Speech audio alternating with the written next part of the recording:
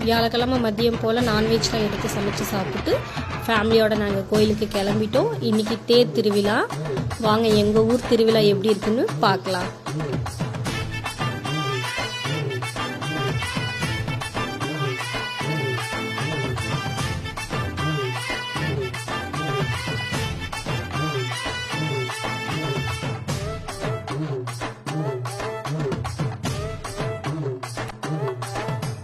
திருவிழான்னு வந்தா இவ கோயில் வர மாட்டா. திருவிழான்னு வந்தா இவ கோயில் வர மாட்டா. அஞ்சுந்திரம் போல இவ போய் பேச மாட்டா. கண்ணகிய போல இவ கோவப்பட மாட்டா. இன்னொரு விஷயம் கேளு.